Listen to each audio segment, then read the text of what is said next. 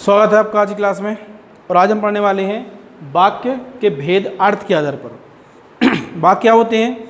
शब्दों के सार्थक समूह से मिलकर वाक्य बनता है, जिसका कोई अर्थ हो उसे हम वाक्य कहते हैं। वाक्य के दो अंग होते हैं, उद्देश्य और विधेय। वाक्य के दो प्रकार होते हैं, अर्थ के आधार पर और रचना के आधार पर। तो रचना के आधार पर हम इसके पहले वाली क्लास में पढ़ चुके हैं। आज देखते हैं हम अर्थ के आधार पर वाक्य के कितने भेद होते हैं। ठीक है, तो अर्थ के आधार पर वाक्य के जो भेद होते हैं उसमें पहला होता है आपका कथनात्मक वाक्य या विधानवाचक वाक्य। कथनात्मक वाक्य वो कहलाता है जिसे कथन के माध्यम से कहा गया हो, कथन जैसा कहा गया हो। जैसे मैं सागर जाता हूँ, मैं पत्र लिखता हूँ, मैं खाना खाता हूँ, ये कथन, ये वाक्य जो ग्रामर व्याकरण के नियमों के अनुसार बनाए गए हों तो वो कहलाती है आपकी वाक्य कथनात्मक।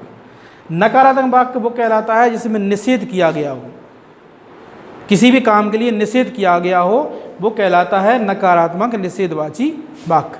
निषेध किया गया हो, जैसे मैं काम करता हूँ कथनात्मक वाक्य, मैं काम नहीं करता हूँ निषेधवाचक। ठीक है, आज्ञावाचक जिसमें आज्ञा ली गई हो, तुम्हें यह काम करना है, आज्ञा दी गई हो। ठीक है, आज्ञावाची। प्रश्नवाचक वाक्य, क्या मैं यह काम कर सकता हूँ, क्या, कौन, कब, कहाँ, ये लगा दिया तो प्रश्नार्थक वाक्य बन जाता है।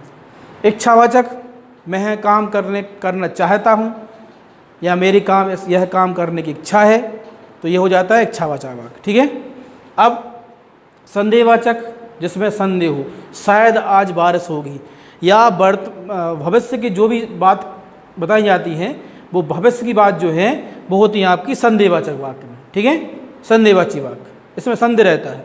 विस्मयादिबोधक या मनोवेगात्मक वाक्य, इसमें जो मन के वेग होते हैं, दुख, सुख, गाना, जाना, तो ये जो मनोवेग होते हैं, जैसे कि अगर खुशी होती है तो आश्चर्य होता है, दुख होता है तो उसका अलग संवेग रहता है। तो जो मनोवेग होते हैं या विस्मयादिबोध होता है वो कहलाते हैं ये। जैसे कोई जीत जाते हैं, अरे वह तो जीत गया, या हाय ये कैसी अनहोनी हो गई, तो हाय जो है मनोवेग है। सेंटेंस वाक्य में जो आपको वेग, जो उसका आपको दुख है अगर या खुशी है, उसकी जो सिंबल होते हैं, उसकी जो निशानी होती है, उसके जो चिन्ह होते हैं वो इसमें आ जाते हैं। साथ में ये वाला विस्मयादिबोधक चिन्ह भी इसमें प्रयोग में लाया जाता है। ठीक है, संकेतवाची या शर्तवाची, इसमें अभी तक जितने आपने जो वाक्य देखे हैं इसमें एक वाक्य होता है, पर इसमें संकेतवाची में दो वाक्य होते हैं।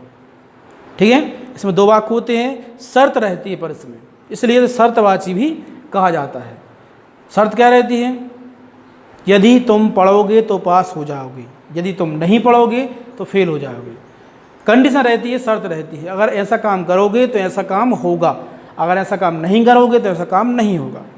तो बाकी भी इसमें दो रहते हैं और शर्त रहती है। ठीक है, आज समझे आपको?